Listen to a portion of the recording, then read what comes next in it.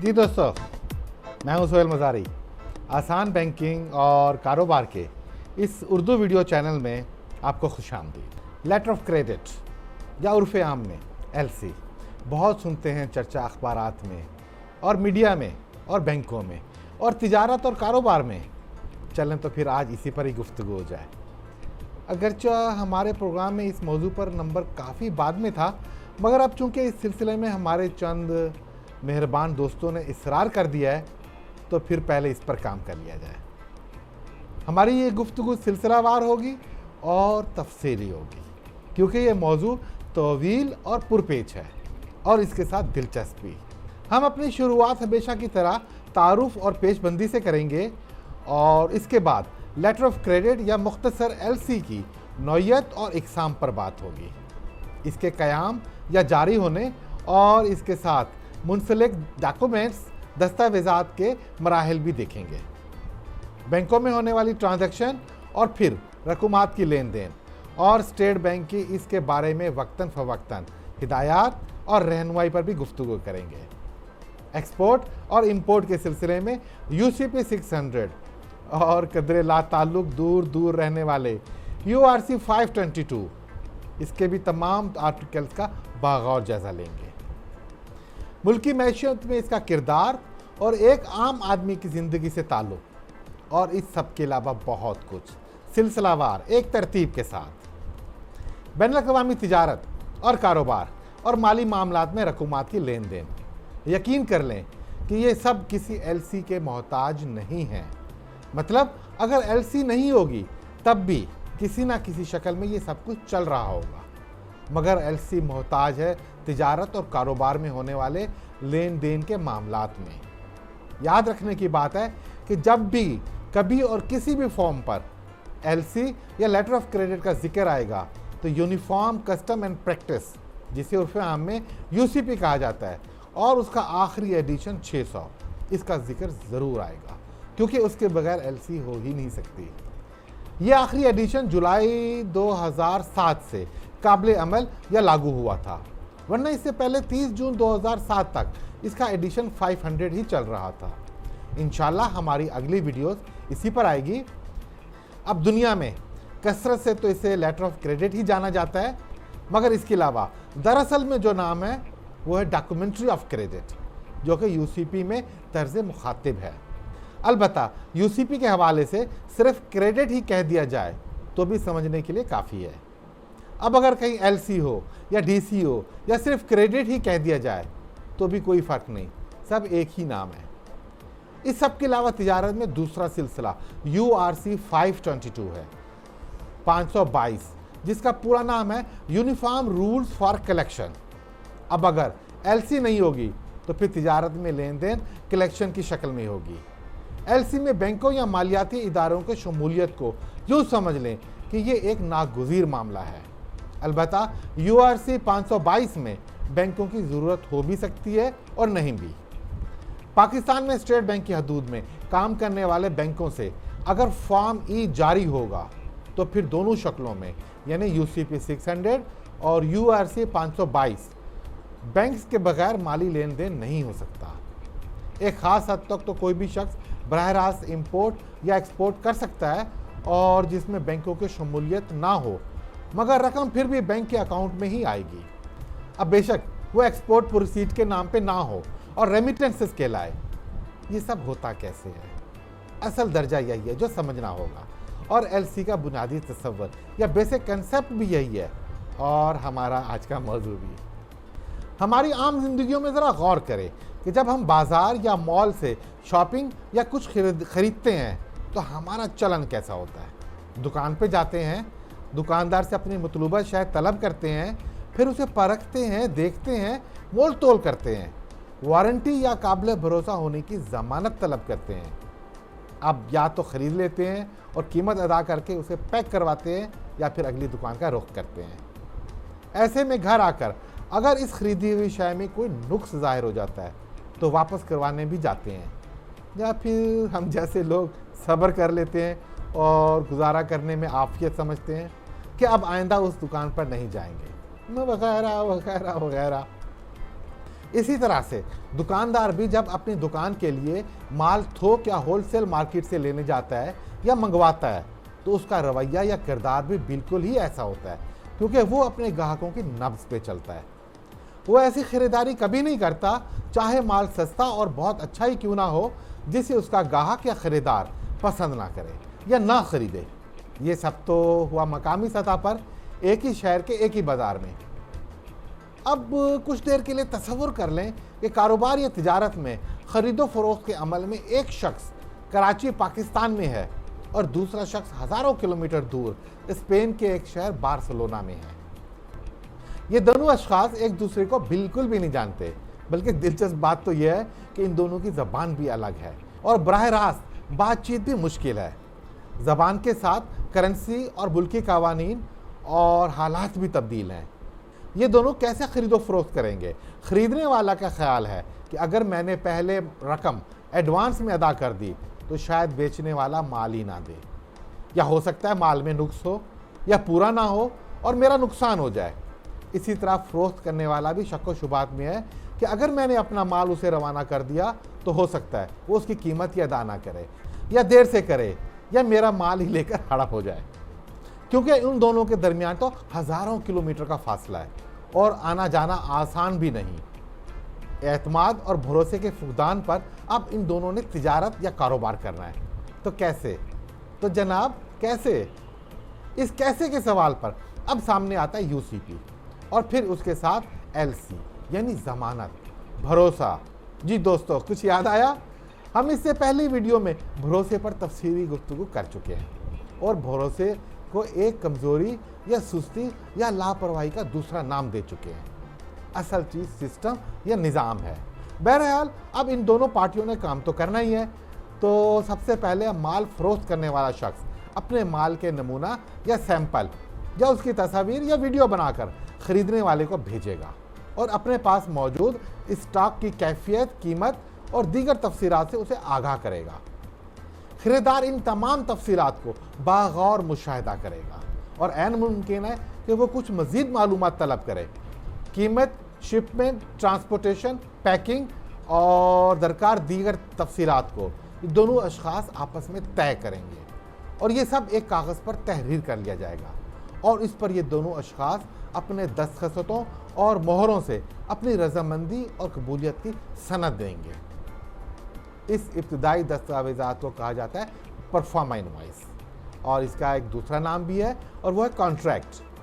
जब ये कॉन्ट्रैक्ट या परफॉर्मा इनवॉइस तय पाया जाता है तो फिर इसके बाद दो रास्ते निकलते हैं, जिसमें एक रास्ते से ख़रीदार इस परफॉर्मा इनवॉइस को लेकर अपने मकामी बैंक में जाएगा और उन्हें तहरीरी शक्ल में दरख्वास्त देगा कि कराची पाकिस्तान से फ़र्ज़ कर ले गारमेंट्स की ख़रीदारी मतलूब है और जिस पार्टी से वो ख़रीदारी करने जा रहा है उससे ये इब्तिदाई मुआहदा हो चुका है।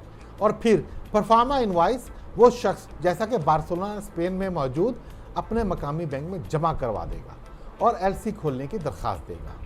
अब इस मरहले पर ख़रीदार की जानिब से पहली बार एक दूसरी पार्टी भी इस काम या तिजारत में शरीक हो गई और वो था उसका बैंक। तयशुदा कॉन्ट्रैक्ट या परफॉर्मा इनवॉइस की बुनियाद पर दरख्वास्त गुजार का बैंक तयशुदा बैनुल-अक़वामी करेंसी जैसा कि अमेरिकन डॉलर में ख़रीदार की दरख्वास्त पर एलसी फ़रोख्त कुनंदा के हक़ में फिर खोल दी। इस एलसी को जारी करने वाले इदारे को अब यहाँ कहा जाएगा एलसी ओपनिंग बैंक और ख़रीदार को कहा जाएगा एप्लीकेंट, जबकि माल फ़रोख्त करने वाला कहलाएगा बेनिफिशरी या फिर एलसी से फ़ायदा लेने वाला। अब यही वो नुक्ता है जिसे हमने समझाना है कि बैंक ने अपने कस्टमर की दरख्वास्त पर जो एलसी के नाम से जो दस्तावेज़ात जारी की वो कानूनी एतबार से क्या है। आसान लफ्ज़ों में उसे ज़मानत कहा जा सकता है, गारंटी। एक ज़मानत बैंक की जानिब से अपने कस्टमर के हक़ में इस बात की ज़मानत है कि अगर बैरून मुल्क माल फ़रोख्त करने वाला उस कॉन्ट्रैक्ट या परफॉर्मा इनवॉइस की रोशनी में तय पाने वाले शराइत की बुनियाद पर अपना माल भेजता है तो वह बैंक अपने ख़रीदार या कस्टमर की तरफ से अदायगियों का पाबंद होगा।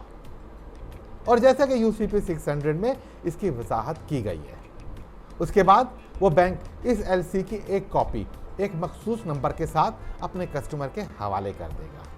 कापी जो कि इतला देने के घर से जारी होगी उसे हम इन्फॉर्मिंग कापी कह सकते हैं। अब इस एलसी खोलने वाले बैंक के ताल्लुकात फर्ज कर लें एक और बैनुल अक़वामी बैंक से है और उसका नाम है standard chartered bank New York America.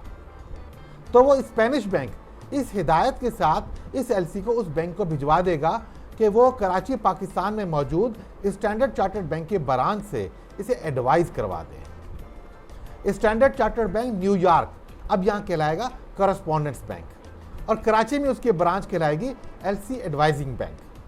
जैसे ही कराची ब्रांच को इस एलसी की इतला मिलेगी वो उसकी कापी लेकर उसे अपने स्टैम्प से ओरिजिनल निगोशिएबल की सनद देगा और इस पर उस बैंक के 2 नुमाइंदा अफसरान के दस्तखत होंगे। एक कवरिंग लेटर के साथ वो कराची में मौजूद माल फरोख्त करने वाले शख्स को, जो कि अब एक एक्सपोर्टर है, उसे इतला दी जाएगी कि एक मखसूस फीस या बैंक चार्जेस के एवज वो अपनी एलसी वसूल कर ले। अब वो Pakistani exporter standard chartered bank की कराची ब्रांच से मामूली बैंक फीस या चार्जेस की अदायगी के बाद कवरिंग लेटर के साथ ओरिजिनल निगोशिएबल एलसी वसूल करेगा और फिर उसे अपने बैंक में लाकर दे देगा जहां उसका अकाउंट होगा। फर्ज कर लें उसका अकाउंट हबीब बैंक खारादर ब्रांच में है।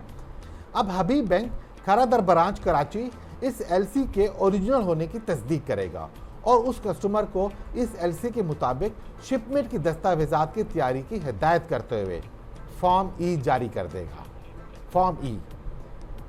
अब यह भी मुमकिन है कि हबीब बैंक खुद ही एडवाइजिंग बैंक हो सकता है, तो फिर वो भी बिल्कुल ऐसे ही इस कस्टमर को एलसी एडवाइज करेगा और उसके चार्ज वसूल करेगा।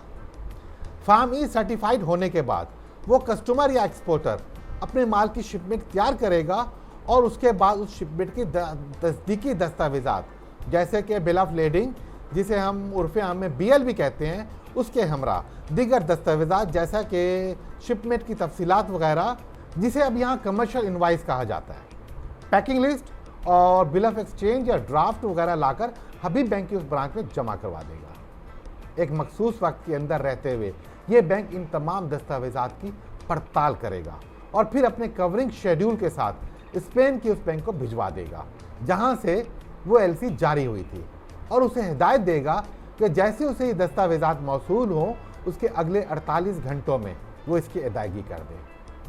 पेइंग बैंक, वो बैंक फिर ऐसा ही करेगा। हमने आपको एलसी का बुनियादी तस्वर बताया, अब इसे मरहलावार तफसील से देखते जाएंगे। अब कुछ बात कर लेते हैं एलसी के इकसाम पर। कितनी इकसाम है? सबसे पहले तो ये जान लें कि लेटर ऑफ क्रेडिट किसी भी किस्म का हो मगर इर्रेवोकेबल होगा। इसका सादा सा मतलब है एक एलसी जब जारी हो जाती है तो उसके बाद उसमें शामिल तमाम फ़रीक़ैन के रजामंदी या कबूलियत के बगैर उसमें किसी भी किस्म की तब्दीली या मनसूखी मुमकिन नहीं। अलबत्ता यह हो सकता है कि एक एलसी के तहत होने वाली ट्रांजैक्शन या तिजारती मामला नामुकम्मल छोड़ दिया जाए या सिरे से उस पर काम ही ना किया जाए और वो अपनी मुद्दत मुकम्मल करके ख़त्म हो जाए।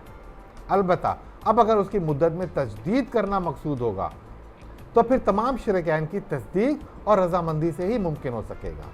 लिहाजा यकीन से जान लीजिए कि रिवोकेबल एलसी नहीं होती, बल्कि हर तरह की एलसी इर्रिवोकेबल होती है, जिसका उर्दू में आसान मतलब है अटल। अब एक आम शख्स भी जानता है कि कारोबार हो या तिजारत, माली मामलात हमेशा 2 तरह से चलाए जाते हैं, जिसमें एक तो कैश या नकद और दूसरा उधार का है। माल तिजारत की कीमत का उतार चढ़ाव नकद और उधार दोनों में अलग अलग होता है। एलसी में भी कुछ ऐसा ही मामला है, जिसमें एक ऐसी तिजारत या खरीदो फरोख्त जहां लेन देन नकद हो, वहां एलसी की किस्म को कहा जाता है साइट। साइट इंग्लिश ज़बान का लफ्ज़ है और इसका मतलब है देखा गया। अब यहाँ इस साइट से मुराद जैसे शिपमेंट की दस्तावेजी शनाख्त देखी जाएगी, उसकी पेमेंट वाजिब हो जाएगी। दूसरी किस्म उधार है, जिसे यूजेंट्स का नाम दिया जाता है और उसकी नौयत के साथ दिनों का तयन करना भी ज़रूरी होता है। मसलन एलसी यूजेंट्स 90 दिन शिपमेंट की तारीख से या 23 दिन बैंक को दस्तावेजात मौसूल होने से। बहरहाल ये सब तफसीली देखा जाएगा। आम हालात में बैनुल अक़वामी तिजारत में एलसी की दोनों इकसाम सबसे ज़्यादा चलत में है।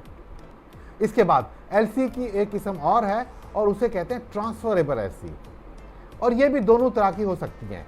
काबिल मुंतकिल एलसी से मुराद एलसी की मालियत या मिकदार मुकम्मल तौर पे या कुछ हिस्सा एक बेनिफिशियरी या माल फरोख्त करने वाले से किसी दूसरे को मुंतकिल कर दिया जाए। मसलन स्पेन बार्सिलोना से जिस शख्स ने गारमेंट्स का आर्डर दिया था और एलसी खोली थी, उसकी तलब और मालियत इतनी ज़्यादा है कि दरअसल में कराची की एक ही पार्टी के लिए मुमकिन ही नहीं कि वो उसे मुकर्ररा वक्त पर माल तैयार करके मुहैया कर सके।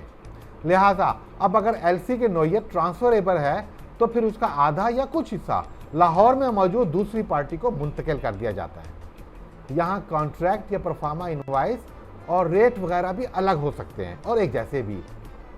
उसके बाद एक नहायत दिलचस्प एलसी का जिक्र है और उसे बैक टू बैक एलसी का नाम दिया जाता है। इस एलसी की किस्म में एक साथ दो तरह की एलसियाँ मुंसलिक होती हैं, जहाँ एक एलसी को मास्टर एलसी कहा जाता है और दूसरी किस्म को एक्सपोर्ट एलसी। उसे समझने के लिए हम कुछ यूँ एक मिसाल से वाज़े करते हैं कि फ़र्ज़ कर लें लाहौर की एक पार्टी है और उसे एक ख़ास किस्म की कपास की एक बड़ी कंसाइनमेंट तुर्कमानिस्तान से ख़रीद कर दुबई की एक दूसरी पार्टी को फराहम करनी है और उसकी शिपमेंट तुर्कमानिस्तान से सीधी दुबई के पोर्ट पर उतरेगी, जबकि वो और उसका दफ्तर लाहौर में है और उसे पेमेंट लाहौर में मौजूद एक मकामी बैंक में वसूल करनी होगी। अब एक एलसी जो कि तुर्कमानिस्तान से शिपमेंट या माल के ख़रीदारी के लिए और फिर उसे वहाँ से दुबई रवाना करके उसकी पेमेंट लाहौर में वसूल करने के लिए होगी। एक मज़ेदार सिचुएशन होगी, ज़रूर इस पर बात करेंगे। अगले मरले में कुछ जिक्र होगा स्टैंड बाई एलसी का। अपने नाम की तरह यकीन कर लीजिए, ये एलसी बुनियादी तौर पे एलसी का काम ही नहीं करती, बल्कि ये तो गारंटी की एक शक्ल है जिससे मकामी सतह पर एक बैंक या मालियाती इदारा गारंटी मुहैया करता है। तो इसकी गारंटी या उर्फ़ आम में उसे हम काउंटर गारंटी भी कहते हैं, उसके बुनियाद पर एलसी जारी होती है। इस किस्म की एलसी अमूमन एलएनजी और एलपीजी या फिर पेट्रोल वगैरह की दरामदाद में देखी जाती है, जहां इंपोर्टर का बैंक एक गारंटी जारी करता है और उसकी बुनियाद पर शिपमेंट वसूल होती है और फिर मज़ीद आगे वही शिपमेंट मुल्क के मुख्तलिफ हिस्सों में डीलर्स के ज़रिए तकसीम होती चली जाती है। वहाँ से कुछ अरसे बाद रकूमात की तरसील होती है और बैंक में एक मकाम पर आकर वो जमा होती हैं और जमा होने के बाद उनकी पेमेंट बैरून मुल्क कर दी जाती है।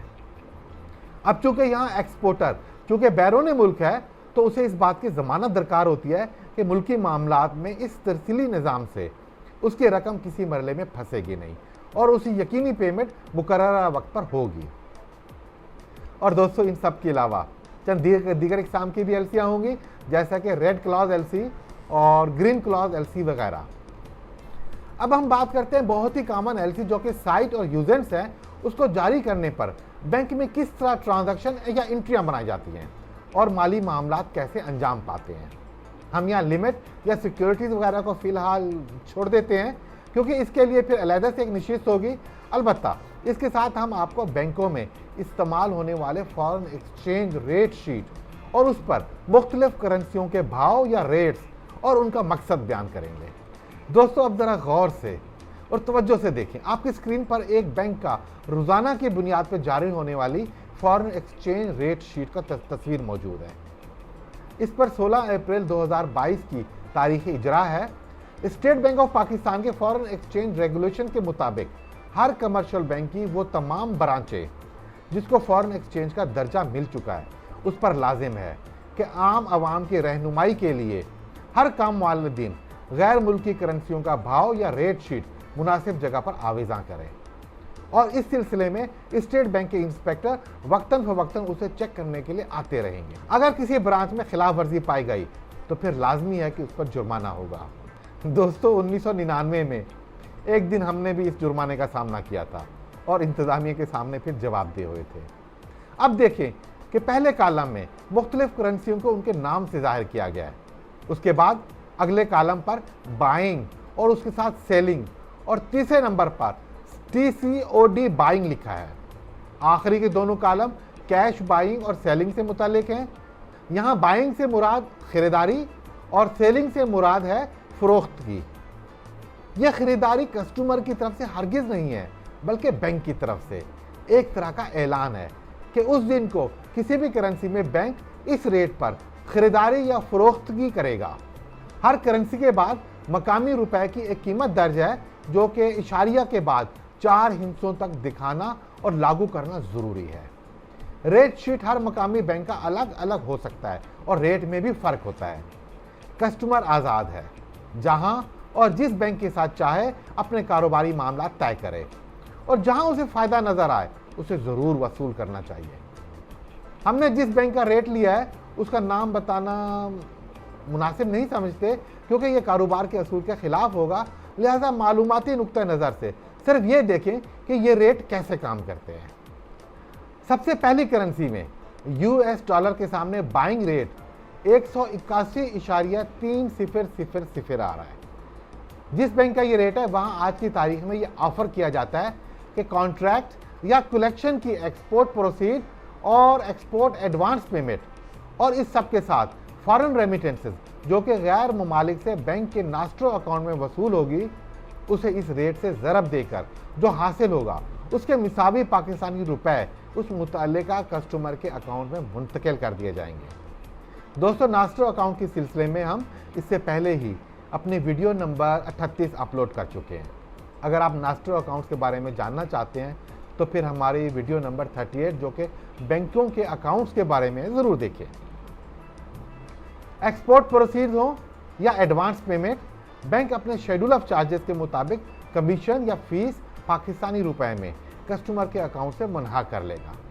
उसके साथ ही हुकूमती टैक्स और ड्यूटीज़ जो कि इनकम टैक्स ऑर्डिनेंस के सेक्शन 50 के सब सेक्शन 5 से मुतालिक है, विदहोल्डिंग टैक्स, उसकी कटौती भी कस्टमर के अकाउंट से होगी। उसके बाद bank export proceed realisation certificate, जिसे उर्फ़े आम में PRC कहा जाता है, जारी कर देगा।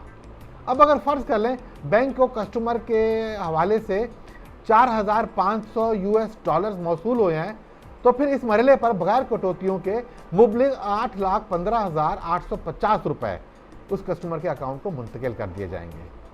उसे बैंकिंग की इस्लाह में बाइंग करना कहते हैं, जिसका मतलब है कस्टमर के डॉलर्स बैंक ने खरीद लिए और उसकी कीमत अदा कर दी। दूसरे दर्जे का कॉलम का नाम है सेलिंग और उसका मतलब है अब बैंक अपने पास मौजूद डॉलर्स को कस्टमर को फरोख्त करेगा। जनाब, जब इंपोर्ट होगी और वो इंपोर्ट कलेक्शन पर हो या फिर LC की मार्फत, तो आज की तारीख में जब बैंक से कोई कस्टमर अपने इंपोर्ट के दस्तावेजात या डॉक्यूमेंट्स रिटायर करवाता है तो वो अपने अकाउंट में पाकिस्तानी रुपए जमा करवाता है और फिर जिसे बैंक इस सेलिंग रेट से ज़रब देकर मुनहा करता है और फिर उसकी इंपोर्ट के बिल की पेमेंट US डॉलर में अपने नास्ट्रो अकाउंट से कर देता है। इस बैंक में आज का सेलिंग रेट है 181.8000। अब फर्ज कर लेते हैं एक LC के इंपोर्ट डॉक्यूमेंट्स कस्टमर रिटायर करवाता है और छुड़वाता है, जिसकी मालियत भी 4500 US डॉलर है, तो फिर बैंक उस कस्टमर के अकाउंट से मुबलिग 8,18,100 रुपये मुनहा करेगा और उसे फिर अपने पास हेड ऑफिस में रख लेगा। अब गौर कीजिए, एक जैसी मालियत के बैंक ने 2 ट्रांजैक्शन की, जिसमें एक्सपोर्ट में बैंक ने डॉलर खरीदे और इंपोर्ट में डॉलर बेचे। दोनों के रेट में 50 पैसे का फ़र्क है, तो जिसका मतलब है कम कीमत पर डॉलर खरीद कर निस्बतन ज़्यादा कीमत पर फ़रोख्त किए और 4500 डॉलर्स पर यह फ़र्क तकरीबन पाकिस्तानी रुपयों में 2250 रुपये का बना और यूँ बैंक ने फॉरेन एक्सचेंज में ये रकम कमा ली। इसे कहते हैं फॉरेन एक्सचेंज अर्निंग्स। इसके बाद अगला कॉलम है TC और OD बाइंग। TC से मुराद है ट्रैवलर चेक्स और OD का मतलब है आउटवर्ड बिल डिस्काउंट। इसे यूँ समझ लें कि एक साइट की एक्सपोर्ट LC है और उस पर कस्टमर ने शिपमेंट कर दी है और उसके दस्तावेजात लाकर बैंक में जमा करवा दिए हैं और बैंक को दरख्वास्त की है कि उसके माल तिजारत जिसकी मलकियत और मालियत के दस्तावेजात उसने बैंक में जमा करवा दिए हैं, वो बैंक को फ़रोख्त करने के लिए पेश करता है। बैंक उसके दस्तावेजात की पड़ताल करके उसकी शिपमेंट को ख़रीद लेता है और फिर एक्सपोर्ट बिल को अगले मरहले में पेइंग बैंक को पेमेंट की हिदायत के साथ भिजवा देता है। इस सारे मरहले में एक्सपोर्ट की पेमेंट वसूल होने में कम अज़ कम 2 हफ्ते तो फिर लग ही सकते हैं, तो इस कस्टमर की ज़रूरत को सामने रखते हुए बैंक उसे ख़रीद लेता है और उसकी एक्सपोर्ट की मालियत उसे मुंतकिल कर देता है। इस अमल या सहूलत को बैंकिंग इस्तिलाह में कहा जाता है FBP या फॉरेन बिल परचेज या फॉरेन डॉक्यूमेंट्स बिल परचेज। आइंदा के 2 हफ्तों की यूएस डॉलर्स में होने वाली पेमेंट को बैंक अगर आज खरीदता है तो फिर उसे इस कॉलम के मुताबिक रेट दिया जाएगा, जो कि 180.9223 है। अब अगर मुस्तकबिल में 2 हफ्ते बाद इस एक्सपोर्ट बिल की वसूल होने वाली कीमत $4,500 है तो उसके पाकिस्तानी रुपए में 8,14,150 रुपये 35 पैसे है। तो यहाँ पर बैंक 3,949 रुपये 65 पैसे के मुताबिक एक्सचेंज अर्निंग या कमाई करेगा। अलबत्ता 2 दिन के अंदर एक्सपोर्ट डॉक्यूमेंट लॉन्च करने के बाद मजीद 12 दिन तक वो कोई मार्कअप वसूल नहीं कर सकता। अब अगर उसके एक्सपोर्ट बिल की पेमेंट 12 दिनों से लेट हो जाती है तो फिर हर देरी या लेट होने वाले दिन पर 50 पैसे या 52 पैसे या 54 पैसे फी 1,000 रुपये फी दिन के हिसाब से कस्टमर से बैंक मार्कअप भी वसूल करेगा और यही रेट बैंक डिस्काउंटिंग पर भी लागू करेगा। आखिरी की 2 कॉलम कैश में लेन देन के हवाले से हैं। यहाँ बैंक अपने अकाउंट होल्डर कस्टमर से फॉरेन करेंसी कैश में डील नहीं करता, मतलब खरीदो फरोख्त। इस कैश के रेट को हम यूं भी समझ सकते हैं कि फर्ज कर लें एक बैंक के पास इंपोर्ट का बिजनेस तो ज़्यादा है और एक्सपोर्ट का कम है, तो फिर एक वक्त ऐसा भी आ सकता है जब उसे अपनी जारी करदा एलसीज की अदायगियों की खातिर फॉरेन एक्सचेंज डॉलर्स की कमी का सामना करना पड़े। अब इस सूरत हाल से निपटने के लिए ये बैंक एक दूसरे बैंक से डॉलर्स खरीदेगा जिसका एक्सपोर्ट का कारोबार ज़्यादा और डॉलर का ज़ख़ीरा भी ज़्यादा है। तो अगर आज की तारीख में बैंक अपने डॉलर्स किसी दूसरे बैंक को बेचता है तो फिर उसे 183.4362 के रेट से बेचेगा। इस तरह उसे अगर ख़रीदारी की दरख्वास्त की जाएगी तो वह फिर 189.3057 का रेट देगा। इस रेट से यह भी मालूम होता है कि बैंक के पास एक अच्छा ज़ख़ीरा है और वो अपनी एलसीज की पेमेंट के हवाले से परेशान हरगिज़ भी नहीं है। अब अगर बाइंग का रेट ज़्यादा हो जाए तो फिर बैंक के लिए सोचने वाली बात होगी, एक परेशान। उसके बाद अगले कॉलम्स एफबीपी डिस्काउंटिंग के हवाले से देखा गया है, जिसमें 1 माह से लेकर 6 माह या उसे हम यूँ भी समझ सकते हैं कि 30 दिन से लेकर 180 दिन तक के रेट मौजूद हैं। अब अगर एलसी यूजेंस या उधार की है और एक्सपोर्ट का बिल इस यूजेंस एलसी से मुंसलिक है तो इस किस्म के एक्सपोर्ट बिल जब बैंक खरीदेगा तो उसे यहाँ मौजूद रेट्स दिए जाएंगे जैसा कि इस मुद्दत की तायुन किया गया है। मसलन एक एक्सपोर्ट बिल जो कि यूएस डॉलर 4,500 का है और इसका टेनोर या मुद्दत अदायगी 60 दिन या 2 माह का है, तो फिर उस बिल को जब बैंक खरीदेगा मतलब एफबीपी करेगा तो उसका रेट 189.7892 होगा और इस रेट से कस्टमर के अकाउंट को 8,09,051 रुपये 85 पैसे फिर मुंतकिल किए जाएंगे। उसके बाद रेट शीट का एक ख़ास हिस्सा जो कि उन मुंजमद फॉरेन करेंसी डिपॉजिट अकाउंट्स में अभी तक मौजूद डॉलर से मुतालिक है, जो कि 1998 में वतन अजीज़ में गैर मुल्की फॉरेन एक्सचेंज के बहरान के मौके पर आम आवाम के डॉलर्स डिपॉजिट को उस वक्त की हुकूमत ने जब्त कर लिए थे और बैंकों के खातों में वो अभी तक चले आ रहे हैं। अगरचे काफ़ी हद तक कम हो चुके हैं, हुकूमत के इस फेल के बाद अवाम का एतमाद बुरी तरह मजरूह हुआ था और फिर उस कम होते एतमाद को बहाल करने के खातिर एक ऑर्डिनेंस लाया गया कि उसके बाद अब कभी किसी के अकाउंट से डॉलर्स ऐसे जब्त नहीं हो सकेंगे और इस सिलसिले में स्टेट बैंक ने वह मशहूर सर्कुलर जारी किया जिसे हम आज भी एफई सर्कुलर नंबर 25 कहते हैं 25। बहरहाल रेट शीट का यह हिस्सा कदरे गैर अहम है तो फिर इसे छोड़ते हुए आगे बढ़ते हैं।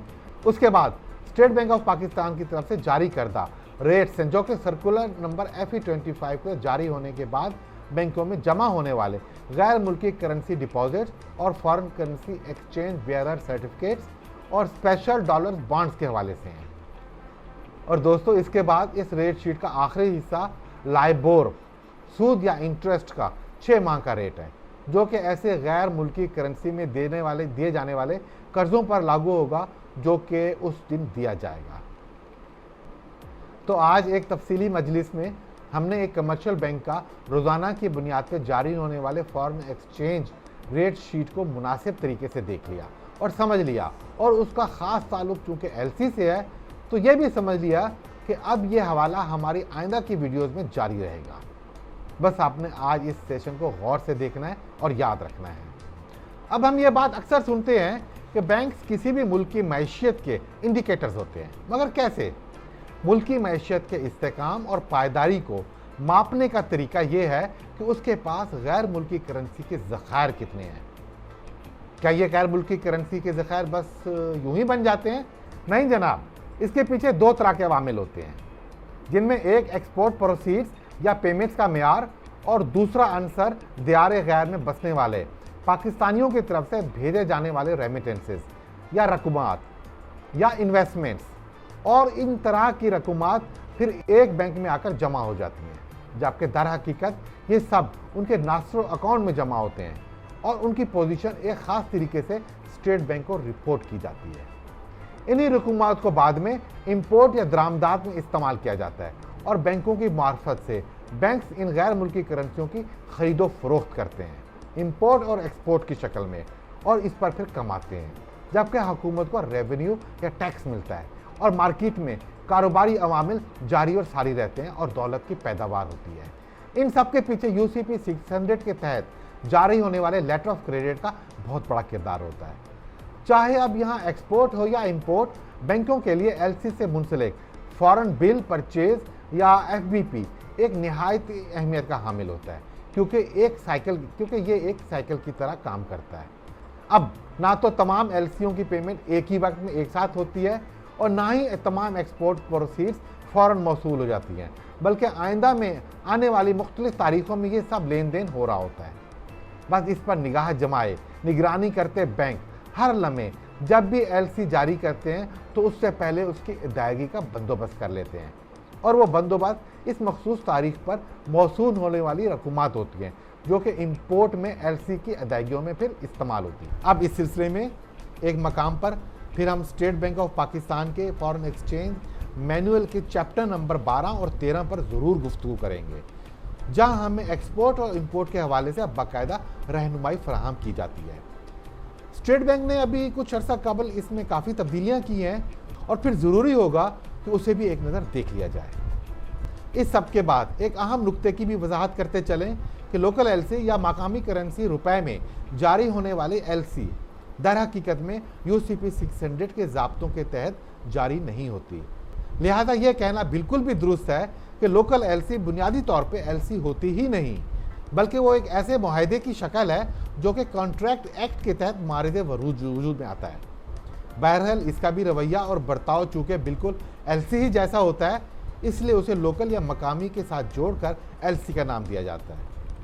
तो फिर ठीक है, अगर सब उसे लोकल LC ही मानते हैं तो फिर हम भी उसे LC का दर्जा देते हैं। LC या लेटर ऑफ क्रेडिट या डॉक्यूमेंट्री ऑफ क्रेडिट, क्या यहाँ रिस्क या ख़तरात भी हैं? अब यकीनन हमारी ज़िंदगियों में हर जगह हर कोने पर ख़तरात होते हैं, जिनमें ज़्यादातर हम बर वक्त तशख़ीस कर लेते हैं और उनका तदारुक भी, मगर कुछ ना कुछ फिर भी ऐसे ख़तरात होते हैं जो ओझल होते हैं और वही दरअसल में ख़तरनाक हो सकते हैं। LC की दुनिया में बस एक ही ख़तरा है और वो है डिफ़ॉल्ट का।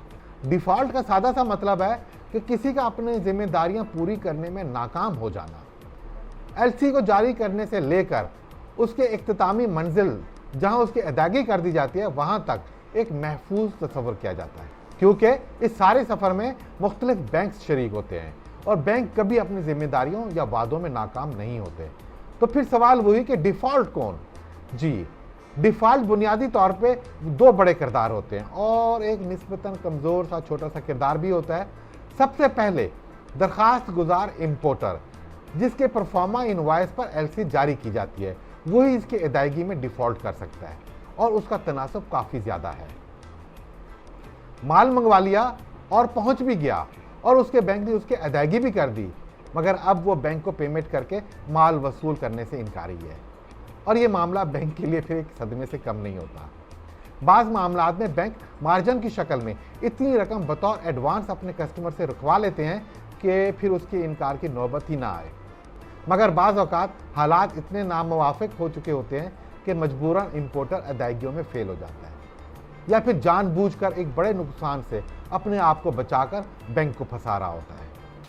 इस सारे खेल में दूसरे एंड पर एक्सपोर्टर होता है, जिसके हक में LC तो जारी होती है, मगर फिर किसी ना किसी वजह से वो इस एलसी पर शिपमेंट करने से आरी हो जाता है। चलो फिर यहाँ तक तो ठीक है कि एलसी बगैर शिपमेंट के ही ख़त्म हो गई। बस इस सिलसिले में इंपोर्टर को थोड़ा सा नुकसान होता है, जो कि उसने एलसी जारी करवाने की मद में बैंक को चार्जेस अदा किए।